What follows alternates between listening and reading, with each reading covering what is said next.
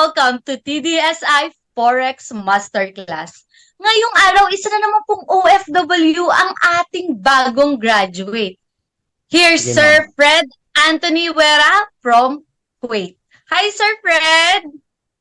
Hello, Ma'am Yuki. Magandang hapon, magandang gabi, magandang umaga sa ibang lugar diyan sa atin sa buong mundo.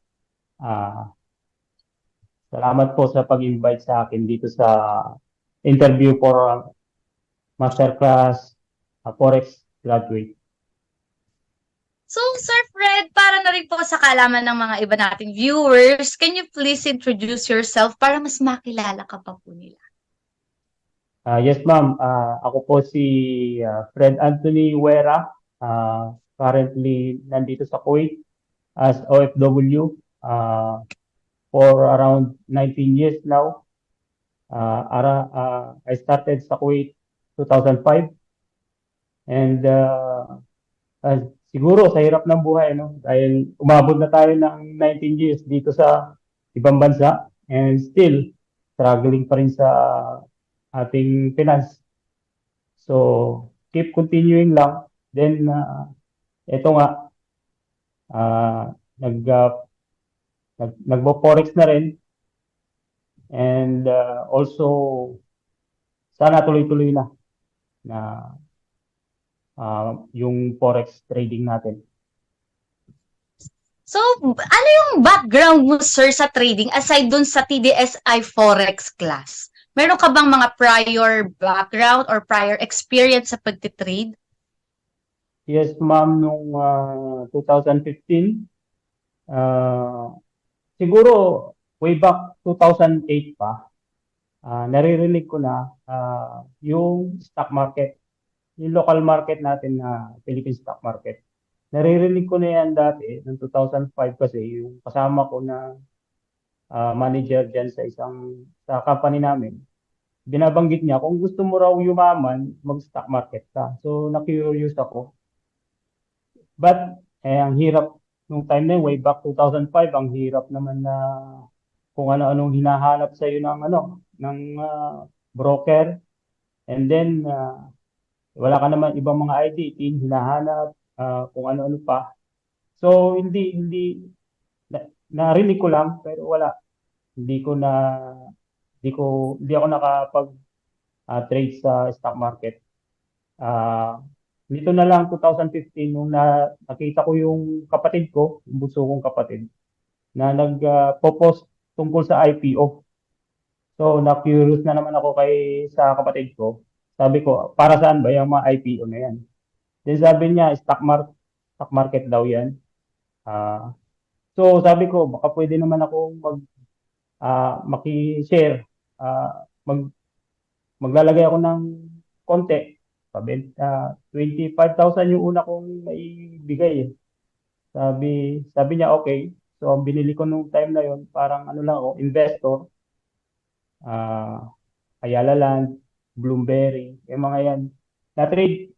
So, parang ano lang, ginawa ko lang siyang alkansya. Parang investor lang talaga. Ayun. That time yata, 2005, bull market. So, lahat ng pinasok kong stock, Ayala Land, Bloomberry, nagtaasan. So, nakapag yata ako ng after 6 months, 50% nung total, nung lumabas ako, siyempre masaya dahil yung 20,000 ko naging 30,000, parang ganyan. So 50% gain. Masaya ako kaya lang nitong 'di ba bago mag-pandemic bumagsak yung local market.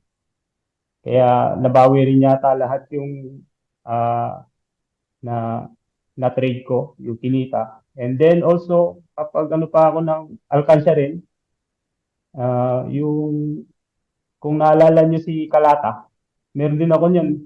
So hanggang ngayon hindi ko pa ang meron lang ako yung stock certificate na hindi mo naman may benta yon. Yun yung karanasan ko sa background ko sa trading. So, parang own account mo na po ito. Kumbaga, hindi ka nakishare sa kapatid mo. Own account mo to. Especially yung kalata mo. Oo, akin yun. Basta nag-share kami yung account niya sa broker, kanya lang. Pero yung mga stock na binibili namin, para sa akin lang yung kalata. So akin yung kung nasunog yun, sunog talaga akin lang yun. Hindi wala akong ibang sisisihin kundi yung sarili ko. So, iba talaga yung mga hard-earned money talaga. Iba, ang Hmm. sakit pagka nakikita nating nawawala. Especially sa mga newbie na zero knowledge sa pagtitrade na basta-basta na lang pumapasok. Na imagine from 2005 until now, 'di ba? Kalata mo is still certificate pa rin. Oo, tama yun, ma'am. And siyempre, masakit talaga yun dahil although nandyan pa rin, stock certificate pa rin, pero hindi mo ma-withdraw dahil papel lang yung hawak mo. So, masakit yun. Kaya ang nangyari, hanap tayo uli ng panibago and then ah, nakita ko yung ah, traders then ano pa yata nung dati, yung una ni Ma'am Lioness na nakita ko yung mga strategy niya na mama, kalma, papa, tita. Yun. Ah, nasubukan ko rin, sinusubaybayan ko kasi yung mga ah, post ni Ma'am na mga strategy tungkol sa Philippine stock market.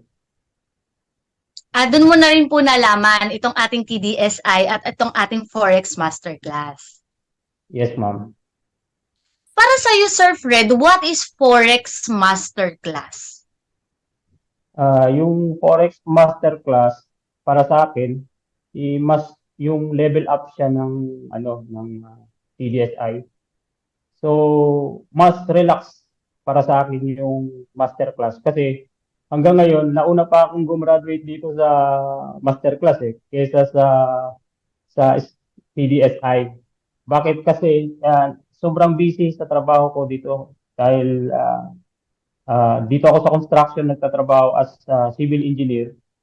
So, yung more on site works ako, then pagbalik ko sa office, gagawin ko na yung mga reports. So, walang oras para sa TDSI o sa scalping. At pagdating mo sa bahay, gusto kong kaya lang mostly talo dahil minsan wala ka sa sariling yung wisyo mo ba na gusto mo mag-trade kaya lang baka magre-revenge trade ka lang o kaya minsan nakakalimutan mo maglagay ng stop loss, parang ganun. So yung masterclass na na sa ano ako ngayon masterclass sa class ang tawag doon, hmm, batch 1.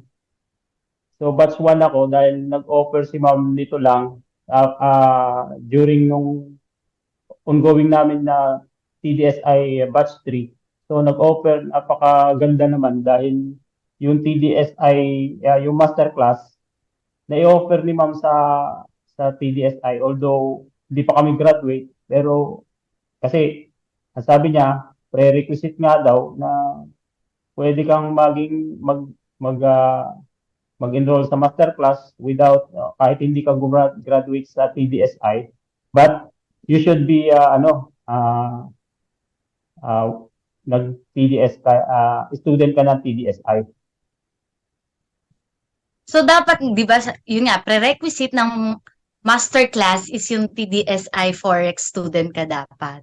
Ano ang Oo. pinagkaiba ng TDSI sa masterclass? Yung TDSI kasi, uh, shorter na time frame yung ginagamit mo. So, isang bagsak lang kasi 1 minute, 5 minutes, maximum siguro 15 minutes. So, isang bagsakan lang. Tapos, yung bricks na inaano natin, ang gamit nating strategy dun sa TDS ay si Rook. Then, yung kay masterclass naman, si Doming. So, ewan ko ba, magkasawa ba yun si Rook at si Doming? Kasi, nag, nagsusun, siloso na rin siguro si Ruth dahil sinusundan niya si Doming eh. Pero yun, ah, mas mahaba ang time frame ni masterclass, 1 day. So, parang napaka-high risk niya, then high reward naman dahil nga hindi naman ako makakagraduate na medyo may gain pa kung hindi kay Domeng. Dahil kung nag-rely ako kay Ruth na napakasilosa, lagi lagi tayong nagne-negative. Hindi naman ako nakaranas na reach ko yung kilos na plus $50 pero every week kay sa scalping talo ako. Hindi tulad kay Domeng, natalo lang siguro ako nung nagkagyera sa Israel, di ba? Nagbagsakan lahat.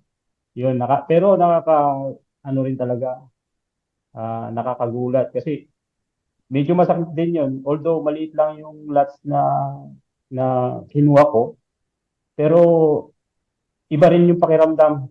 Pero at least madaling makamove on dahil kwentado mo na sa masterclass kay Doming ah, yung loss mo. Kaya hindi na masakit para sa akin. How was your experience, sir, sa masterclass? Napakaganda, ma'am, dahil ayun, nakagraduate tayo na with flying colors dahil nag-gain tayo. Saka ang daming lesson na matututunan mo kay Ma'am Lioness yun sa mga itinuturo niya sa amin, mga estudyante. Ah, Dito marami akong natutunan saka nag-level up talaga yung mga trades ko. Kasi nung naalala ko, yung TGSI, first, siguro first week ng ano namin, ng totoong pera nadali ako na ICU ako dito sa ospital. Mga 1 linggo ako doon. So, nag, na, nagme-message ako kay RM na, Sir, sabi ko, di ako nakapag-trade ngayon kasi nasa ospital ako. Nasa ICU ako, 5 araw yata ako doon. So, ewan ko, dahil sa trabaho rin siguro, stress, tsaka dito kasi sa ibang bansa, sa Kuwait, magiging, ano ka ma-adapt mo yung lifestyle ng mga tao dito. So, naging diabetic na rin ako. And yun, siguro, pagka-stress ka, tumataas yung sugar mo. Then, yun nga, hindi ko makontrol na ospital. Pero dahil dito kay masterclass na in-offer ni Ma'am Lioness, hindi na ako masyadong pressure kung kailangan kong mag-trades o hindi. Dahil kay masterclass, relax na relax. Pag may entry, enter ka ng trade. But you need to calculate yung loss mo. Bahala na si market kung ano yung gusto niya ibigay sa'yo. So, Yun dito yung sa mga masterclass is less stress talaga sa'yo. Stress-free ang masterclass. yes, ma'am, tama. So, let's talk about your trades naman po, sir. Syempre, without revealing your strategy and pair na ginamit mo. Kamusta naman po yung ah, trades po na ginawa nyo? Yung trade ko siguro may yung una na trade ko na sinabi ko nga kanina na nag-loss biglang pero nagbigay siya ng ah, entry signal pero dahil nga dun sa biglaan di natin ano yun hawak yung nangyari sa giyera sa Israel. So ang nangyari na-loss ako yung isang brick na 'di ba yung stop loss natin yung brick yung ilalim ng brick. So na-hit yun. Loss siguro ako ng mga nasa 150 USD. Then, may entry na naman na nagbigay sa akin, which is negative swap naman. So, nag-trade uli ako, same, kasi yun lang ang kaya ng budget natin. For testing purposes lang naman kasi. So, nag-trade uli ako ng 0.1, dalawa. So, negative. Hinawakan ko siya ng halos siguro 2 buwan. But At the end naman, nung na-hit na yung SL ko, nag-gain siya ng 583, which is more than the required na sa requirement ni ma'am na para makagraduate sa master class. Ipinadala ko na yung PNL ko kay Ma'am Lioness. Yes, So ma'am. sir, sabi mo nga kanina, 'di ba? Sobra-sobra yung kinita mo para dun sa requirements ni ma'am para makagraduate. So ano ba yung requirements sa master class para makagraduate? Simple lang yung requirement ni ma'am. Kailangan mag-trade ka lang. Kailangan makakuha ka ng entry. Sundin mo yung rule na kailangan na binigay ni ma'am. Then, kailangan mong yung mabawi yung pera na ginamit mo pa sa enrollment. So, which is around 300 USD. So, 583, almost double na yung kinita nung capital ko. So, amazing talaga. So nakakatuwa naman sir, 'di ba? Maliban sa nabayaran mo na yung in-enroll mo, para kang nagkaroon ng free, 'di ba? Free strategy, free training at kumita ka pa. Tama, ma'am. Tama. So, as a masterclass student, sir, mahirap bang mag-trade sa masterclass? Hindi naman ako nahirapan kasi sabi nga natin kanina, napaka-relax nung pagtitrade. Kailangan mo lang talaga ng mahabang pasensya kasi hindi siya basta-basta nagbibigay ng entry signal si Domeng. So, but once nagbigay siya ng ah, signal, grab it na agad. Then, kung hindi mo kaya yung isang bagsakan, pwede mo naman siyang unti-untiin na ipasok yung budget mo. Basta, kailangan mo lang kwentado mo kung ano yung talo mo yun sa trade na yun. Kasi yun talaga yung pinaka-importante. Dapat yung loss ang babantayan mo para hindi masakit sa iyo. Saka kung ano lang yung budget na kailangan mo, i-double mo lang yun, okay ka na. Relax. Makatulog. Ako nga ngayon, dahil nga nasa swing trading yung strategy ko, nakakapag-walking ako sa hapon, then sa umaga rin, pagdating ko sa opisina, nakakaikot-ikot na ako, halos siguro 2,000 steps every morning, then 2,000 steps sa gabi. So, parang, ano lang, nag-iintay ka lang, mahabang pasensya lang ang kailangan mo sa masterclass, doon sa swing trading. Then, good to go na. Parang magagamit mo na yan for life. So parang dito pala sa masterclass is nag-trade ka, iwan mo, bahala na. And you can do whatever you want to do, yung mga daily na ginagawa mo, ganon. Yes, As yes long ma'am, as tama. meron kang stop loss. Yes, yun yung pinaka-importante. Tsaka, kwentado mo na yung loss na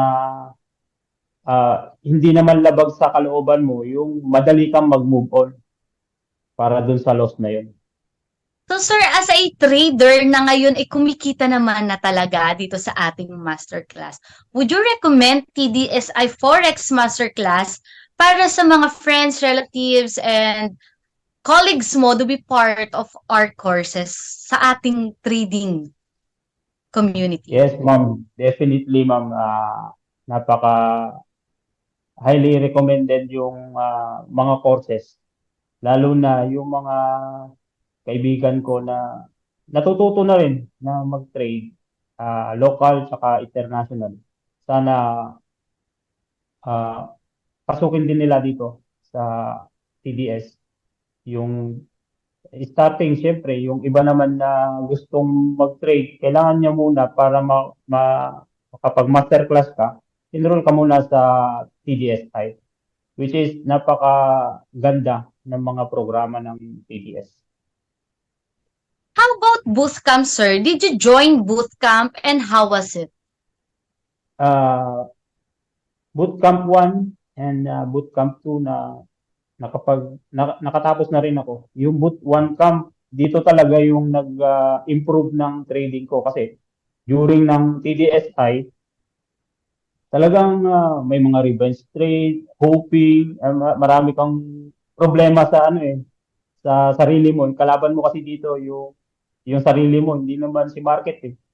So, doon ko natutunan kung paano ba i-budget yung capital ko.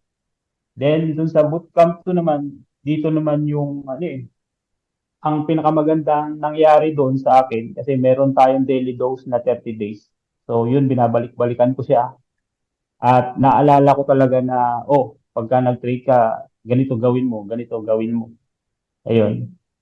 Napakaganda rin ng bootcamp. Kaya sulit na sulit kung yung bayad mo talagang may bawi na, kumita ka pa.